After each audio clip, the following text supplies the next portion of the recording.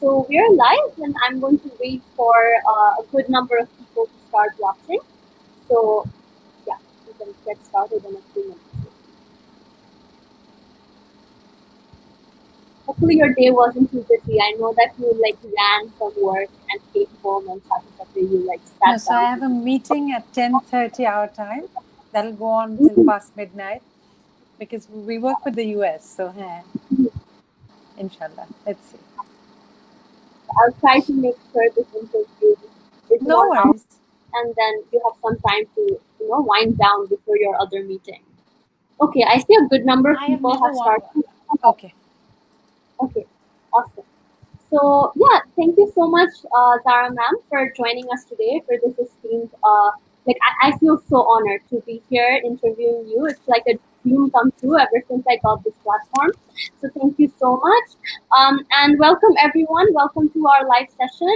I think Zara ma'am does not really need an introduction, but I'm going to try to introduce her. So she is the CEO and country director of KITC Limited, but she has worked with so many different organizations. Like when I was doing my research for this interview, I was overwhelmed with the immense amount of experience she has in consulting, business, manufacturing, and I think she's a role model for women in Bangladesh. So I think this interview is going to be very educational and inspiring. So everyone watching, please do react to this interview, share this interview with people in your network so we can reach more people. And before we begin, Zara ma'am, do you want to introduce yourself and say something to our audience? Sure. Assalamu alaikum, everybody. Good evening. Thank you, Fahrisa, for having me here. I'm super excited to be on the Bangladeshi perspective. I'm Zara Mahbub. I am, first and foremost, I am a mom of 3 really active children. I am married to the stand-up comedian Navid Mahbub, and I have been a professional worker all my life. That's what I say. I'm not an entrepreneur, not a very, very super intelligent person, but I have been working for almost 25 years now. And what I love working. In Bangla, there's a term called kormo e dharmo, and that's an ethos I believe in very strongly. So work is my life, work is my passion, and beyond work, I'm totally obsessed with my own family. And by my own family, I mean my in-law side and my own side. I believe in the concept of extended families, and I love to be very close to my friends and loved ones. So I'm all about being with people around me, and therefore this COVID situation is very difficult. But that's me in a nutshell. I haven't told you about my academics and all. I'm sure you're going to ask me questions, so we can go into those later. Yeah, thank you so much, ma'am. And I think I definitely agree that you're a very people-oriented person because I see you sharing so many amazing stories and being nostalgic on social media. And it's very nice to see someone who works so much. But when we think about a woman who works so much, we think about a woman who's not family-oriented. Somehow, women are always put into boxes no matter what role they try to fulfill. So I think you're a breath of fresh air when it comes to that. So thank you so much for plugging that Thank into you this. so much, Farisa. No worries. So I think speaking of being people oriented, this is a question I was going to ask you. So to be able to work so much and find joy in it and enthusiasm in it, it requires a special kind of agility to sort of have that in your life, to have that ability. So I want to know about your childhood. So if you could tell us a little bit about, the origin story of Zara Mahbub, like how did you get interested in ideation and business and working so much? And, like, like what would be the tenets of your upbringing which led you to be who you are? Sure. So I was born in a joint family in Mogbajar. Rajshahi House is my family home's name. So my mom's from Sylhet while my dad's from Rajshahi, and we were very lucky because আমাদের building এ আমার নানু মামা খালারা থাকতেন, and around we were living in my dada's property, and all my pupus and chachas were all around. So on a typical Eid day, we would have finished collecting Eid in 1 hour, hopscotching all over the place. So what the beauty of that environment was that I had my maternal and paternal families right there, and we grew up in a very collective upbringing. So it was not Qayyum's daughter, or it was not Yasmin's daughter. It was, a daughter of the family, or a child of the family, or a son of the family. So we believed in the joint family ethos. While they had separate homes of their own, we still had a very strong collective ownership of each other. So what happened was interesting. My father was the only business person in the family as far as the children went. So he was expected to take a lot of responsibility from a very young age. He lost his father when he was 10 years old. And my chacha, my pupu, they were the older ones, and they brought up these siblings. And Abu was very good at studies, but he was also very good in sports. He was into politics, pre-liberation politics, during liberation. So very involved in the independence movement. Abu was very business oriented. He wanted to do business all his life. So, Jokhon Boli, he was taking charge of the family. He sort of went out there, worked with his brothers-in-law, and he did a lot of different things. He, in fact, started the first buying house in one of the first few buying houses in the country. So, Chotobala, I was a very sickly child. I was a sickly child, but I had a very butterfly-spirited heart. And that's mainly because both my parents are very, very progressive, very, very spirited people and very positive people. So they never held me back into anything. I played cricket, I played football, I used to scale the walls, scale the trees, steal mangoes from the Ismahani colony mango trees, because we weren't allowed to pick our own mangoes before season came. So a lot of that.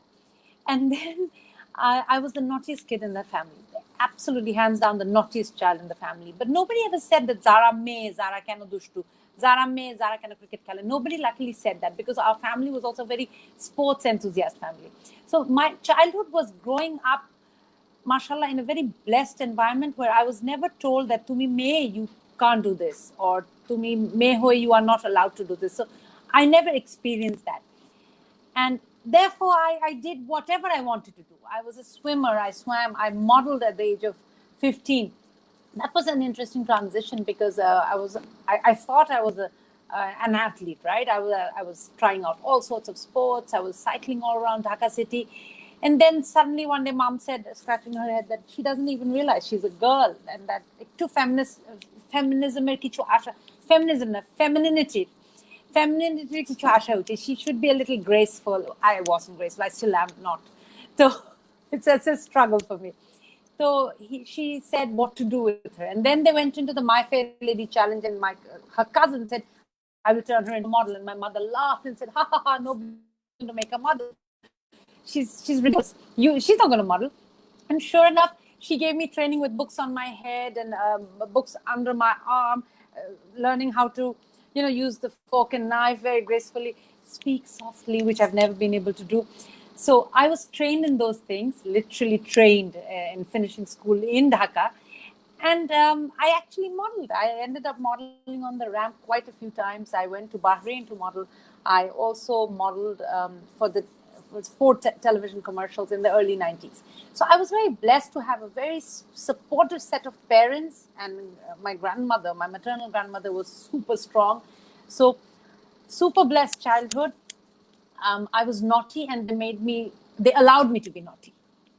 But then I guess I was allowed to be naughty because end of the day, my results were good at school, because I love to study. As I said, I was very passionate. I wanted to be like my dad in every way possible. I still want to be like my dad, except for the temper bit, which I seem to have inherited strongly.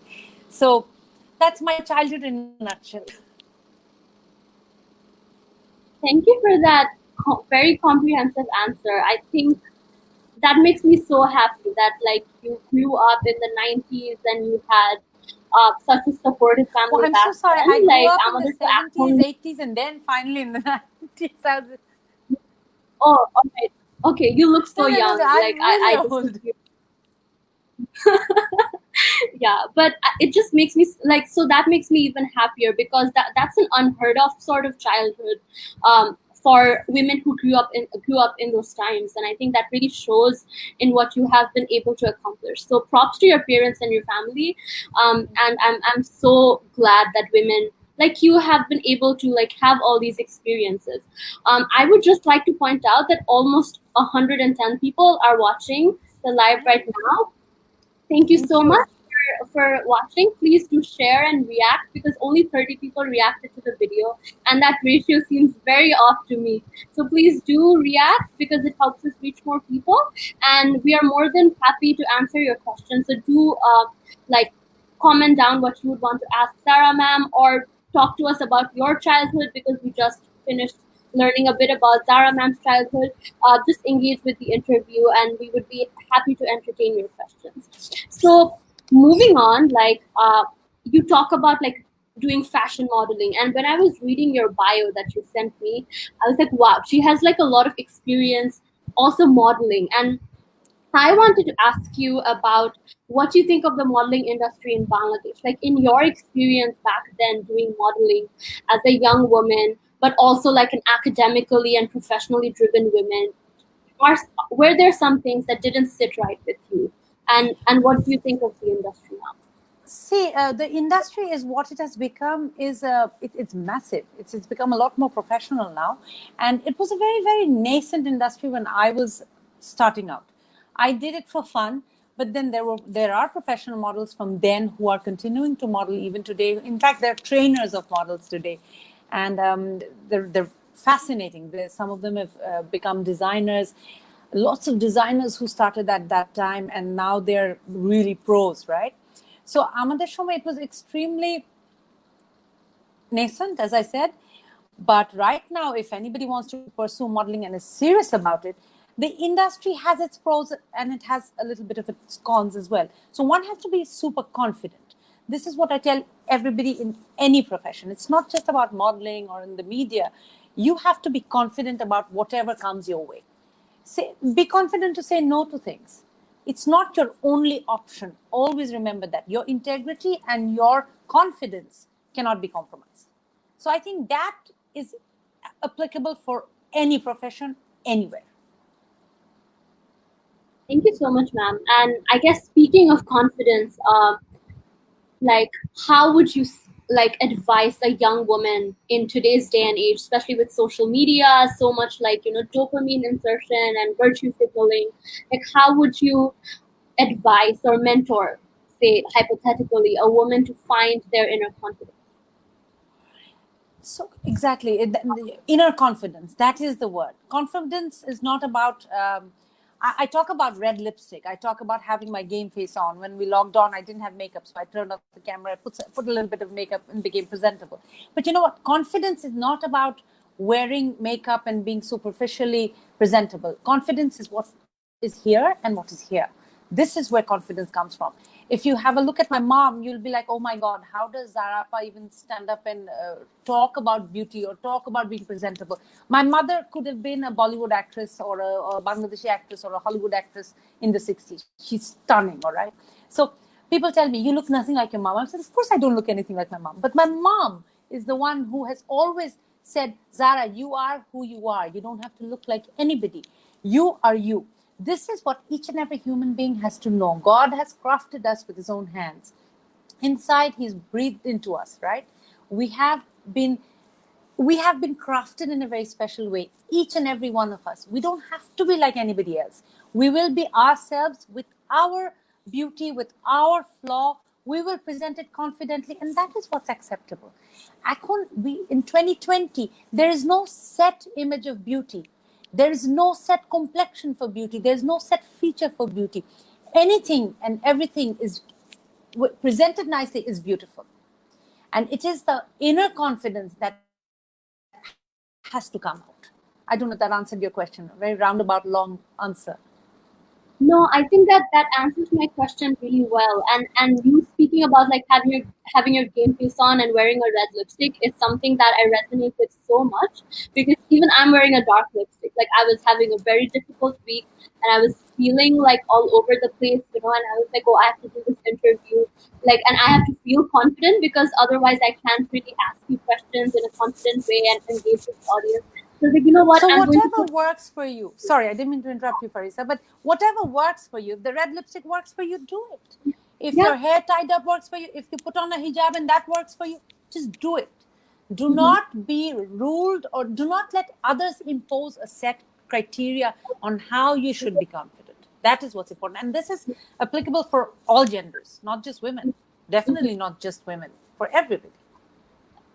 That is amazing. And I'm just going to take some audience comments now. Like Nadira Apu says, Zara, you're looking and talking fabulous. Thank you so much. Please keep the positive comments coming. And Nadir is a wonderful person. Oh, thank you. Thank you, Nadir Apu, for commenting.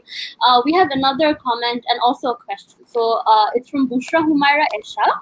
Zara Appa, good to see you. If you get an opportunity to go back in your childhood and add one of the qualities in you which can have huge impact in this pandemic, what would it be? Love you. Oh, love you too, Bushra. I would become a doctor. So if I had then that opportunity to go back and do something, I would become a doctor so that I could actually make a change during this pandemic. Or a researcher to come up with a vaccine. I'm doing biology, and my dad the other day was like calling me and saying, "Oh, which lab are you working in? Like, why aren't you working in a COVID vaccine lab? And why do you guys not have the vaccine yet?" And I'm just an undergraduate, but yeah, I love that my dad thinks of me that way. But yeah, I think support is so good. Absolutely.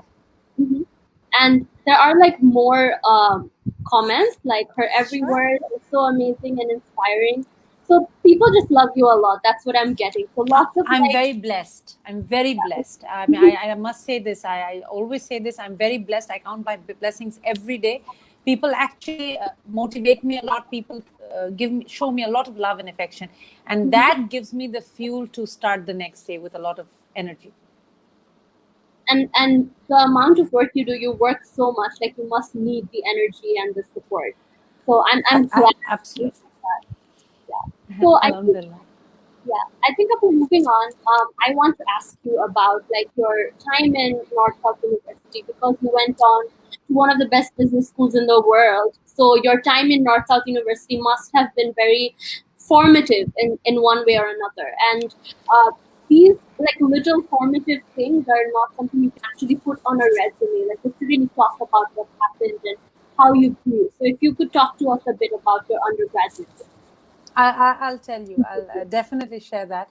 But before North South, I actually did pretty well in my O levels, and so I went off to Thailand, ABAC, Assumption University, and then I fell a little ill, and I came back for a semester. Took a break. I was taking on a lot of credits. I was taking 21 credits a semester. Can you imagine how many subjects that are? So I was going pretty crazy, and of course it hit me really badly health-wise, and so I fumbled, and I came back to Bangladesh. And while I was in Bangladesh, Abba had a heart attack. And that's when Mom said, you know what, Poralakha can be paused. Studies can be paused. Academics can be paused. But running a buying house, being responsible for your family, and being responsible for yourself as well as the extended family and 50 other families that depend on this buying house, that can't be paused. So you have to start running the buying house while you transfer to North South, and we'll see what happens from there. You take an extra year to study. And that's exactly what happened. I was running the buying house while Abu was recuperating and Amma was focusing on him. I have two siblings, a younger sister and a younger brother. And I was running the buying house full-time and studying part-time. There were occasions when I actually missed a midterm because my buyer was visiting from the UK. And during those times, the teachers were totally in on my game. They knew I was just very serious about my buying house and keeping it alive and ensuring that Abu comes back successfully from his operations and everything, and that I'm running the operations confidently. So they said, Zara, don't worry about midterms. You will do your midterm when you have time.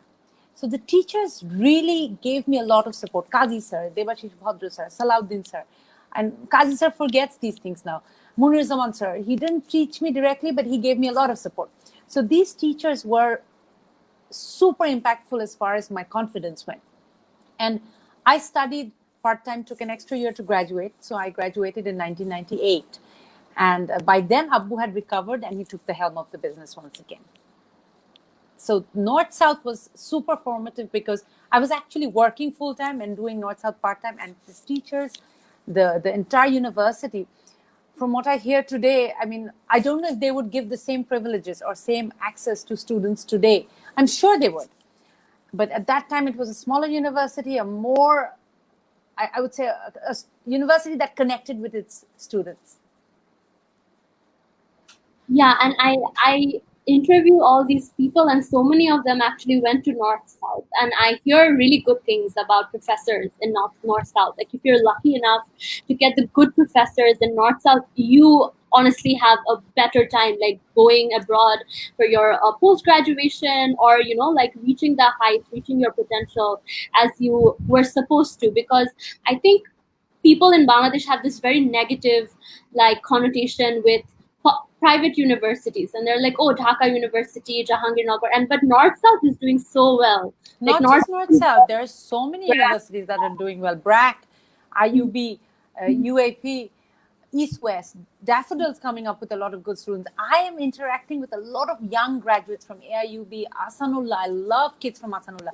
So these young kids are joining Qazi IT in the night shift, right? And I'm getting to talk to them. They're just hungry to learn, to work, to change the world, to change lives. And it's just fascinating to see how the private industry has just revolutionized education in this country. Yes, there will be critics. Yes, there will be criticism. Everything has criticism. But, just look at how many graduates come out every year. Yeah. I personally think the very like small liberal arts or small privatized like education system can honestly foster so much more creativity and motivation in students than being in like a huge ocean full of like people who took this merit exam to get into university and are also academically. Yeah, there are pros and cons in both. See, we have such a massive Dhaka University, right? But how many people can actually get admission there? Yeah. How many people can actually get into BUET? How many people can get into RUET and the other universities? How many people can get into IBA? So what's the alternative? If I can't get into IBA, I have to have another alternative place to go and get my education. So I think the private universities have revolutionized. So many people have not left the country and gone, right? So many children are studying here and getting their academic degrees. Yeah, and they're doing really well afterwards. So yes, indeed. Yeah, I think, ma'am, since you're someone who hires people and who like has conversations with these young people on the daily, and you are also this young person who was working and studying at the same time when you were an undergraduate, could you reflect back and give the youth of this generation, like people who are doing business degrees right now, or doing computer science degrees right now, IT degrees right now, like what are some skills that they need to focus on in their undergraduate years, and what do hirers like you look for? Okay, so hirers like me look for attitude, which does not come through the resume. But what does come through the resume is what that person is capable of, not just getting a 4.0 GPA. First of all, 4.0 GPAs are super specialized, right? They are going to go on to postdoc. They do their postdocs eventually. So another chakri parta is difficult. But I look at 3.3, 3.2, even 2.8, 2.9, but I look at their extracurriculars. I see how they have performed in leadership positions, whether they've gone out of their comfort zone and done things that they've never done before. Have they been in the film club? What extracurricular are they doing? Are they teaching? Are they doing tuitioning? Or are they doing any part-time jobs? These are what I look forward to. I look for this very strongly. I look at how they communicate. I look at the resume. I read word for word. Believe me, I don't skim through resumes which make it to our table, because I believe in perfectionism. Please don't have a spelling error. I've seen resumes where the name is spelled differently in 3 different places. A subject is not written correctly. So these things really tick me off, because a resume is your foot through the door, the first impression a person has about you. If you don't put enough interest in it, if you don't put enough effort in it, that reflects negatively on how you're going to, how you present yourself, and this sort of creates an impression on how you will perform. Definitely, I think communication is something that I have talked to some hirers and they really look for that. And they also look for people who are, okay, this person has skills in computer science, but this person was in the singing club or the film club. And, these are people you would want to work with. And these are people Absolutely, who, versatility. yeah, these are people who make meetings fun, long hours fun. So this is the kind of office culture, people are looking to build nowadays. Speaking of office culture, what is the office culture that you try to maintain? Because you've been in so many different organizations, you've probably led like hundreds of teams by now for different projects. So what is the kind of like work culture and office culture that you try to maintain, and what are some of your criticisms of mainstream work culture in Bangladesh? I will not criticize any work culture. I'll say that at the onset, because whatever works and whatever floats their boat, wonderful. But as far as I'm concerned, a happy team always performs. And another thing I always say, a happy, well-fed team always performs. You will see a lot of photographs of us on Facebook with my team eating out. I mean, people say, what does Zara do? She just treats her, she just goes out with her team members and they eat out all the time. But you know what? There's so much that goes on over bread. When you break bread, you make connections. So it's very important, I think, to have a very happy team and a well-fed team. I love that. And I think people agree. Like Wasika Mahid is saying that, Zara ma'am, miss visiting you at KITC. You bring such inspiration in us with your words. I am Hi, Wasika. I'm assuming she Soon, works. inshallah. Soon, Yeah. inshallah, yes. I'm So back at the office, so come visit anytime you want. yeah, that's awesome. It honestly seems like you keep your employees very happy. And if I did like work in, if I did my degree in the field that you work in, maybe I would also come work for you. Like I'm honestly becoming jealous. We don't know what the future holds. Let's see. Let's see. So, ma'am, like moving on from there, like, what are, so as you said, like when you break bread, you make connections, and I think making connections, networking, is so important. I see that you network very well. You know people from so many different walks of life, and you are able to sort of communicate with all of these different people. And you do mention like the importance of being able to communicate well. So, what are some of your tips to be better at networking and communication for our audience? So when I always say that I want to be like my dad, this is something I probably picked up from him. And I see my husband also. He's got a great network of alumnus and friends. So this is something that is difficult to teach, but it's a nature that you have to have. It's not about consciously networking. It's about consciously caring about the other person. See, Fahrisa, you and I have connected today. So I hope this connection stays much longer than just this 1 hour of conversation that we're having. So I believe in making connections for life. And I remember I've had people who I've had to lay off, and I still have lunch invitations from them. They call me and say, Appa, haven't seen you in a long time. Let's go out for coffee. So when the pandemic's over, I'm booking you for lunch. And these are people I actually had to let go and say goodbye to. So it's not about, temporary connections. Networking is for life. So what you do for a person, even if the hardest thing to do is to say goodbye to somebody as far as working relationships are concerned. So, but creating that bond is way beyond that working relationship. So I truly believe in this. And this is what I've tried to do sincerely. And that has resulted in a network. So I've been lucky. I also try to make sure that I'm making connections for life, not just for professional opportunities, but in general. You just learn so much from how people live their lives. I've learned so much even before this interview from like the statuses you have put up on Facebook and the things you have to say. And I think there's just so much we can learn from experiences and from people, more so than we would from textbooks, right? So yeah, I love that you have that outlook on networking and communication. Thank you. So just moving on from like those very corporate questions, like I want to know about how you applied to business school abroad, and like I know it was a long time ago maybe, but if you could talk to us a bit about your journey. I can't take any credit for that. So that was totally Navid Mahbub's doing, right? When I went, then in 1998, right after I finished graduation, while I was on my last semester, Navid and I bumped into each other at a common family member's place. And he looked at me and I said, "Hey, apni amake biye korben?" And he said, excuse me. I said, "You know what? I've liked you since I was a little girl. Look at me. I'm now almost 23. So I'm old enough to be married. So do you want to marry me? Because you haven't married anybody. No one's married you yet." And he looked at me and he said, "Oh my God, this girl is still weird." So he's known me since I was a little girl because families are friends, extended family members got married. Somehow or the other happened, right? He came home and everybody said, "What? Zara wants to marry you." "Yes, marry her." So they forced him to marry me, the poor man. And then July 1998, I was married. August, I was in the US. And then one day, Navid, I said, "You know what? I'm going to have a real relaxed life, chill out.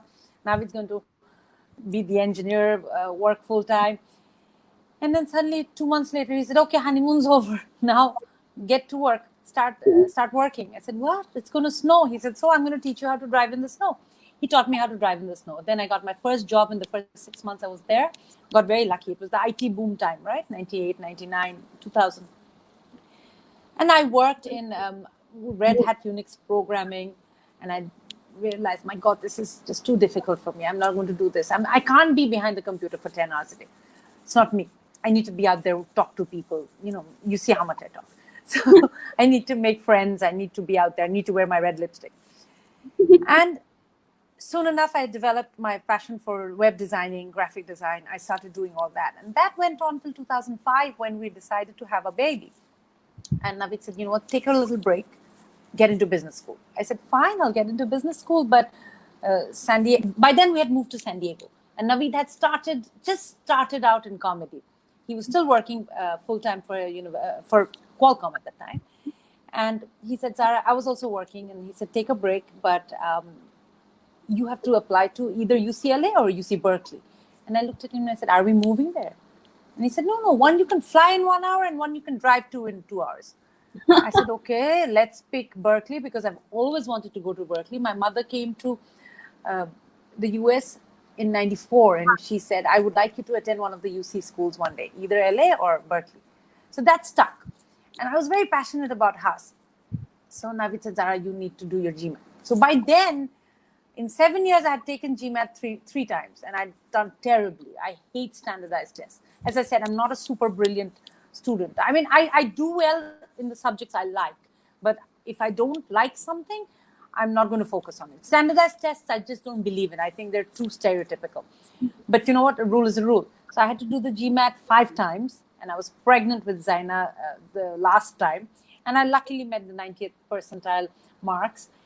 And we got interviews at Berkeley. And just for kicks, Navid also applied with me.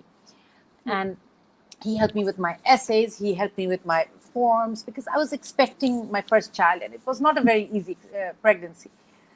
But alhamdulillah, both of us got in. And they were like, what are you thinking? I mean, you're going to fly up from San Diego. What's going to happen to your 5-month baby? So Zaina was 4.5 months. She was packed on my snuggly backpack, Navid's backpack. And we would get into the plane at 6 o'clock in the morning, land at Oakland at 7:20. The babysitter would pick us up, drop us to class. 9 hours later, the babysitter would pick us up, drop us to the airport. We'd be back with the baby back into San Diego. We did that for 1 quarter. And Navid said, "You know what? Quarter system chilo. The first year was a quarter system." They said, "You know what? I've got a master's from Michigan. So you go on, finish your your MBA while I take care of the baby. And I also do comedy in the weekends." So I said, "Awesome." So that's a plan. He actually then quit work when Zaina was 1. Full time was babysitting and doing comedy while I finished my MBA. So that 2.5 years, I still think back and imagine if it was today, would we be able to do it? I guess we would. We are a little crazy. But it was total partnership. It was just like a relay race, passing the baton, and the baton being the baby. And we've had phenomenal help from the Bangladeshi community in San Diego, our relatives in LA. And my mother's cousin who lived in San Francisco, his house was open 24 hours. I'd go dump the baby, run off to class, then come back. So you have to have your support structure in order to be able to do things like this. And pulling off a Berkeley MBA was not easy. It certainly was not. But when I walked with Zaina, I held Zaina in my hands while I walked graduation. She was 2.5 by then. Actually, she was 3 by then. So it was just a wonderful, wonderful time. Alhamdulillah. That is such an inspiring story. I can't believe you guys flew every day to go to class. Sorry, not every day. It was the weekend program. So every weekend. Oh, okay. But it's still so much. Like It's crazy. It's crazy. And then studying for business school, for an advanced degree with a newborn child, and just commuting so much. I think it definitely shows the character that you have built from all of these experiences that are truly so unique to you. Like I don't hear these kinds of stories like every day. There are, not just abroad, in Bangladesh. See, I used to fly from San Diego to Berkeley, right? Mhm. Imagine people coming from Narayanganj to Uttara to work. There are stories like that. There are people who come from Narayanganj to North South to study, and that takes them 3 hours to come. So there are people who are working very hard, and kudos to them, and my respect to them, because that is what is building them. The commitment is what builds people. I feel very privileged right now because my classes are literally 5 minutes away. I can wake up 10 minutes before class and just walk to class in my pajamas. No one really cares if you wear your pajamas to class here. So it's fine. But I feel so privileged right now. And I enjoy it while it lasts. enjoy while it lasts. Who knows where I'll end up for graduate school. So thank you so much for sharing that story, ma'am. It's absolutely inspiring and fascinating. So and I would definitely congratulate Navid sir as well for being such a good partner and being there for you. I also follow him on Facebook, so he was actually the person I reached out to first before I reached out to you. I was like, she's so busy, she will never reply to my message, but I'm just going to message her husband, who is Facebook friends with me already. But she did actually reply, and she was so kind. So I think, ma'am, you took your time, even from your busy schedule, to like connect with people and connect with youngsters. And I think that's amazing. Thank you so much for all that you do to educate and make people aware. And I will take 2 audience questions right now. So Subhadra Rahman asks, Zara ma'am, please a few advice for teenagers to prepare themselves for the corporate world. I think teenagers nowadays are becoming more and more skilled, and there's so many opportunities to like better themselves. So do you have like certain tips for teenagers? I take tips from teenagers. So I think it's now going the other way around. They are so on the ball with everything that's going on right now. They're going to change the world. This Generation Z is amazing. They have a different perspective. They're more responsible. They are aware of the planet. They're aware of other genders. They're aware of other nationalities. They're aware of what's happening in the world. So what tip will I give to the generation that is super? A few things: be positive, and there are no shortcuts. This is something I've learned. If you have a shortcut, please take it. Please take it. But be professional. Put your full commitment to whatever you do. It doesn't matter whether it's a corporate world, whether you're into media, whether you're going into social work, community development, whatever you want to do. Just take your heart and put it there. And then the rest is history. It's very refreshing to hear someone from your generation say, oh, like this generation is super and they're doing amazing, because mostly, adults are like, oh, this generation is going astray. We don't know what they're doing. Yeah. I mean, why? Yeah. Why would adults say that? And why do adults say that? Our children are coming up with so much more than we did in our teenagers. They're fascinating. I'm learning from them every single day. I follow all my nieces and nephews on Instagram. I'm friends with every young person out there on Facebook, because they just give me so much hope and so much to look forward to. I want to grow old with these people. These people will become like me, and I want to be very old amongst themselves, and I want to see what they've done with the world. Yeah, that's amazing. And to take one more audience question, also from Subaida Rahman.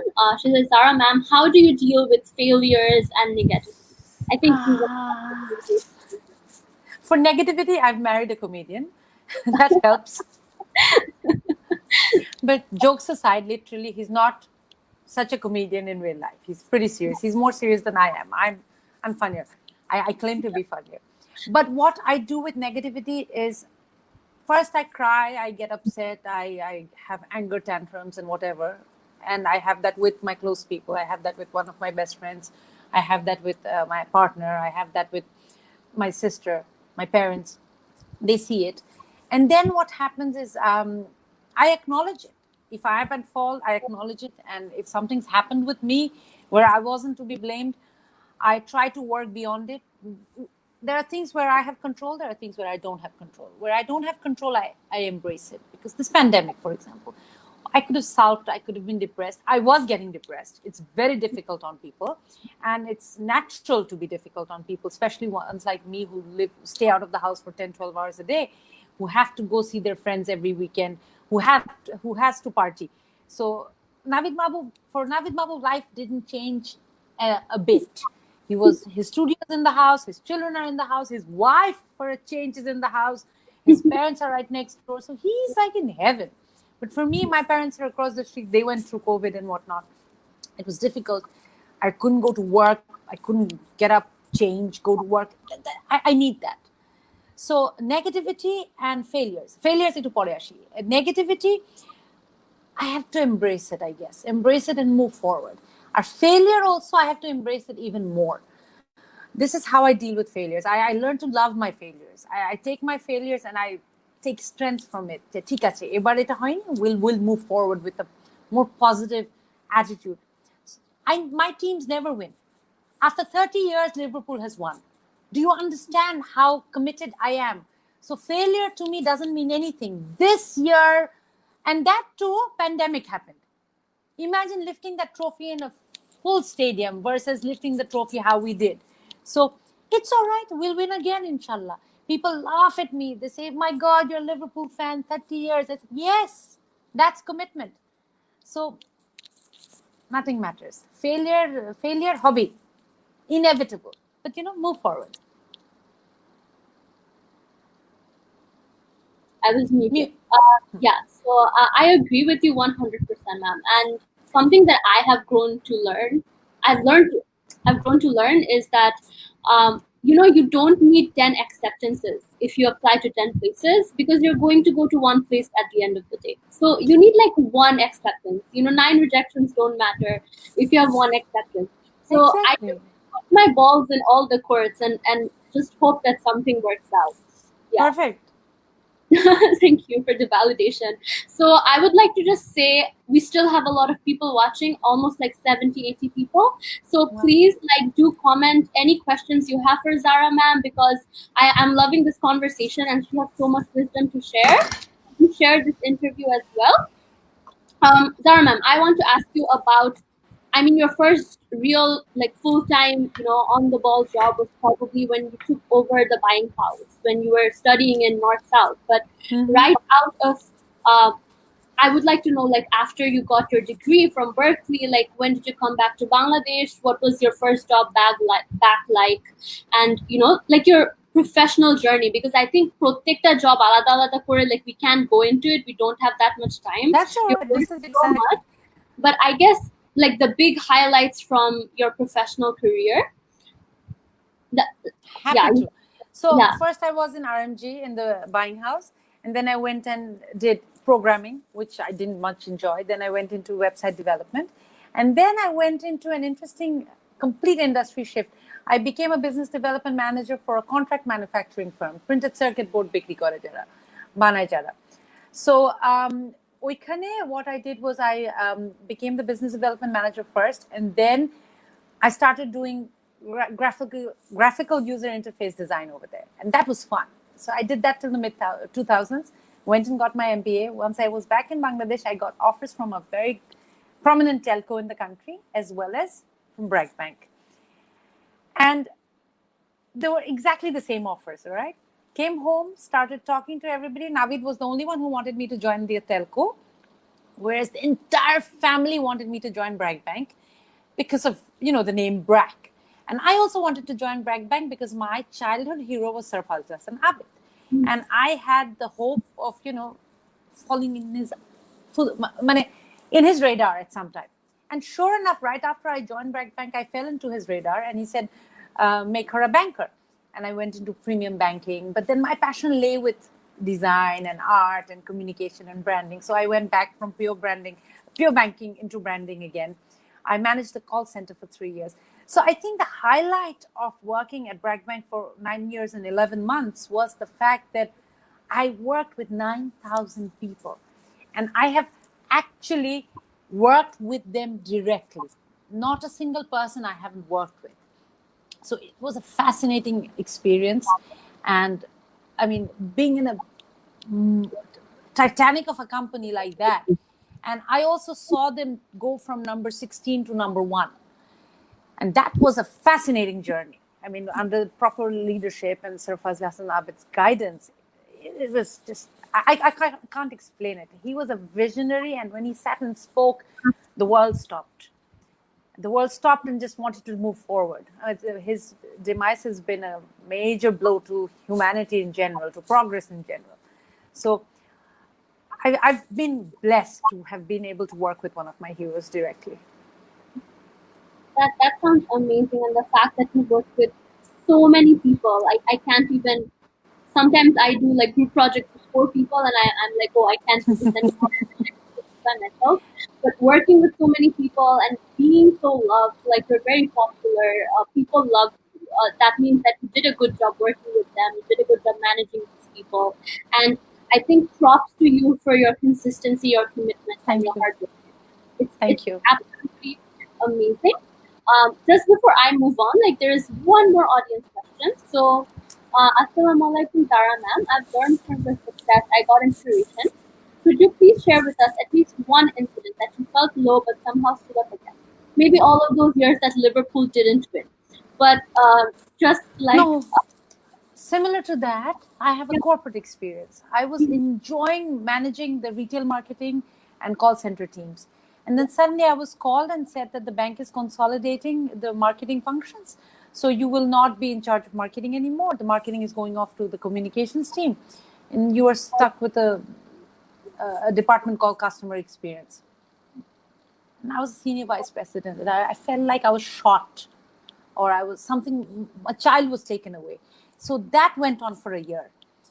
And later on, then the head of communication moved to another job, and I got that head of communication job, and marketing was back to being my baby. So, in the professional world, you will not get what you need, what you want all the time. You just have to have grit and just stick it out, or you move, either or. Either you move to another job, but I was committed to BRAC. I was committed to BRAC Bank, and that's why I stayed on. But people always have the choice. If it doesn't work for you, you move. But you build your brand in such a way that when you move, the world moves with you. The whole world notices your move. So after 9 months and 11 years, when I moved to an IT company, I got calls from all my ex-colleagues. I got a fascinating ambassador's farewell from BRAC, as well as, first of all, people didn't even believe me that I was going to leave. So that's how it happened. And I'm blessed because everybody gave me a lot of love. And they recognized the fact that I loved the organization and I was committed to the organization. That is what we carry on with ourselves. I strongly believe that. Thank you so much for that, ma'am. And just one more question. So, Zara ma'am, you're an idol for a lot of women in our country, mashallah. But do you have any idol? If you have, who is that person and why? I have quite a few idols. I mean, the Pradhan Mantri Sheikh Hasina is one of my biggest idols. I'm a crazy fan of hers, all right? I worked with my hero, Sir Fahrisa Islam. My parents are my idols because they are the ones who breathe spirit into me, positivity into me. I literally idolize Bangabandhu Sheikh Mujibur Rahman. As I mentioned his daughter first because I'm seeing her live. Unfortunately, I wasn't there when he was there. So, yes, they are my idols. And I have an idol in my Boro Chachi. She is Professor Emeritus, Professor Najma Chaudhry. And she has inspired me in ways I cannot share. I mean, she has, as a wife, as a person, as a profession, she has taken herself to the highest of her caliber. She is an Ekushe Padak recipient. She is professor of political science. Her books are taught in Harvard and other top schools. And she is a PhD from SOAS in the 70s. And her husband is the one she pushed to become the Chief Justice of the country. So a power couple, তখনকার দিনে হয় না মানে এরকম একটা power couple ছিল. She was the first female caretaker government advisor in 1996. So, I mean, হয় না মানে কিছু idol থাকে মানুষের জীবনে, and she today is in her mind, she is as young as a 16-year-old. She's fascinating. If you speak to her, she never criticizes people. She's just positive, positive, positive. So there are certain people that give us a lot of strength. So Alhamdulillah, I've been blessed to be near my idols. Your family sounds absolutely amazing. I am so jealous that you grew up in that environment where everyone was doing really well in what they were doing. I think that's just a blessing to have. But also they were also supportive of us. I think that's the most important. So I guess I would just like to take this moment to say that if you have someone in your life who wants to achieve something, who is very passionate about something, please support them. Please help them out in any way you can, or take them to support circles where they can get that help, because that could mean so much to an individual over the years. And yeah, in the Bangladeshi perspective, that's what we try to do. We try to show like our audience that all of these Bangladeshis who have done amazing things, they're human beings and they have led a life which had some like common tenets which led them to their success, and how you can do the same for yourself and for your friends and for yourself. So again, plugging the Bangladeshi perspective here, but moving on to my next question, ma'am, like how are you enjoying being the CEO of Fahrisa Islam and like the country director? So what were some of the new challenges that came with this new role, and how have you best it? Okay, so it's a mixed bag. It's a lot of fun, it's a lot of work, and it's a lot of interaction with people, a lot of good things. But it's also, I'm working for an MNC. I'm used to working for a local bank. If I needed something changed, boom, we got it changed. Even though my chairman is very flexible about changing things. If it makes sense, he just goes ahead and says, yeah, change it. But ours depends on the international market. Our work depends on the international market. So the challenges are with the American market right now. So we're facing some unprecedented times. And during these times, we've had to do temporary layoffs. We've had to pause a lot of activities. So these are challenging. And as the CEO, the buck stops here, right? So it's difficult. It's difficult to undergo these, follow through with these challenges. And the difficult decisions have to be made by me. So it's not all fun right now. It's not something that's handed to me. It's something that I have to consciously do. So it's a mixed bag, but it's great fun. I'm learning things every single day. And in the next 5 years, what would you like to accomplish at this job? And in general, in the industry in which you work, which is honestly so mixed, like there's so many different intersections, but like broadly speaking, what are some changes that you would like to see in the next few years?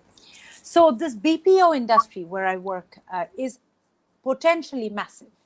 So I would like to see more investors coming into this. And we have a lot of intellect to actually go ahead and export their work from Bangladesh, sitting in Bangladesh, and just do this outsourcing work and send it off to the US or to the Western markets.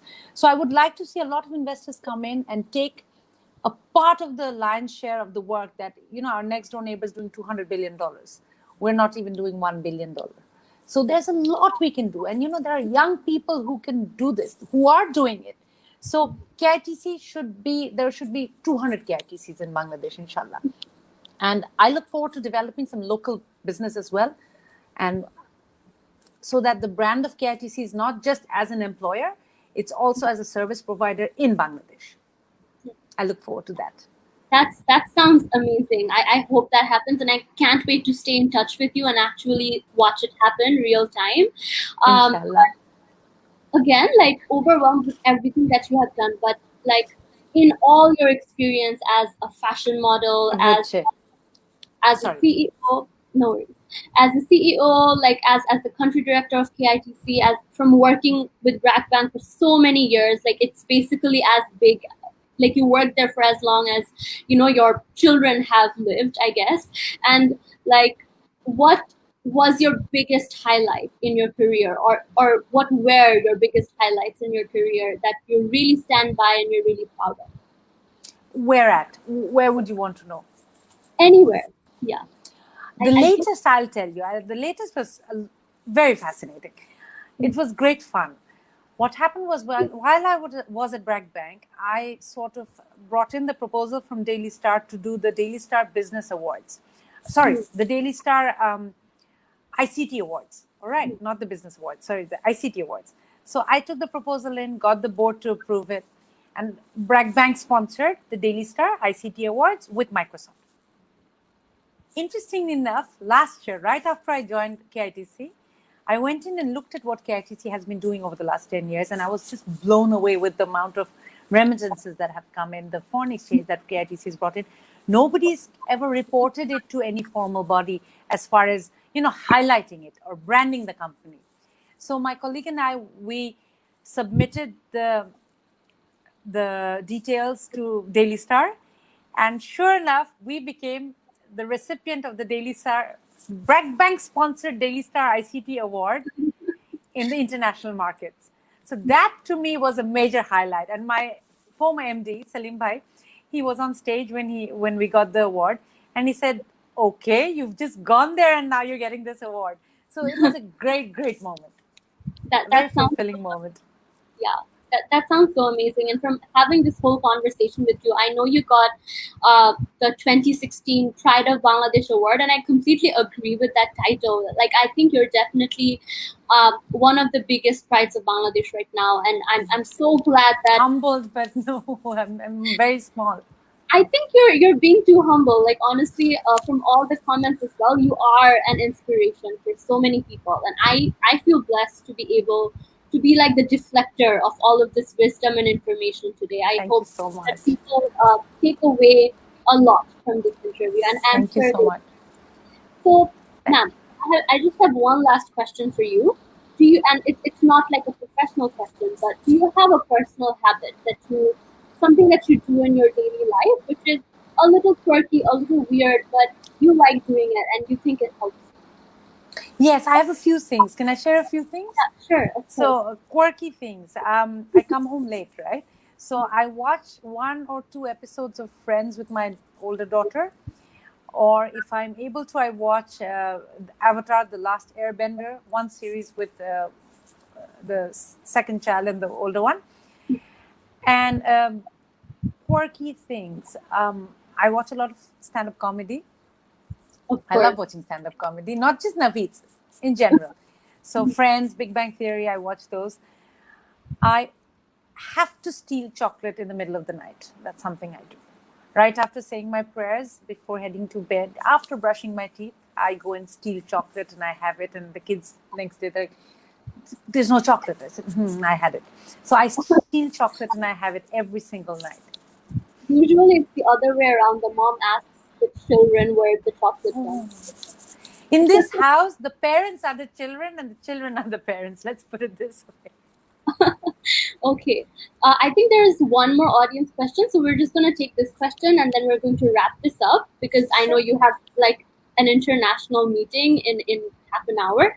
So Subaida Rahman, thank you so much for all your questions, by the way. I see her asking a lot of questions. Zara ma'am, what differences did you notice between the workspace of abroad and Bangladesh? Differences? I don't see any differences. I'm sorry. I mean, workplaces today in Bangladesh are very much, I should say, very progressive, very respectful of people. I've been very blessed to work in an organization like BRAC where women are respected as equals. Nobody questions genders. Nobody raises their eyebrow because a certain responsibility has been given to women. I haven't seen any disparity there. So I would say workplace environment, there's no difference. there's really no difference. I don't know. I'm sorry. I don't think I'm answering it correctly. But I've not actually. I've loved working in the US. I've loved working here. So no difference really. I think you can only speak from your own experience. So there is I like am no speaking from right experience. or Exactly. wrong answer here. So thank you so much for that answer, ma'am. Any ending notes for our audience? No, just be well. Stay away from COVID. God forbid if you get it, fight it, and don't spread COVID. Be responsible. I talk about this all the time. I know 55 people who've had it so far. So within my colleagues, friends, and family members. So it's not nice to see that. It's a very difficult feeling. And be positive, not corona positive, but just in general be positive. And tomorrow's a new day. Start with a smile. Smile at yourself when you see yourself while brushing your teeth in the morning. God's made us very beautifully, so let's give ourselves a chance and let's make it a new day. Thank you so much for those inspiring words. And thank you so much to everyone for watching, for commenting, for engaging with our interview. It was a great interview. Thank you so much, Zara ma'am, for all of your inspiring words, but also for making me laugh so much. Like, I don't think I've ever laughed this much in one interview. So thank you so much. You're an absolute joy to have. And thank you again for taking this much time from your very, very busy schedule. Thank you so much, Fahrisa. Pleasure. No. Thank you. Bye, everyone. Bye-bye.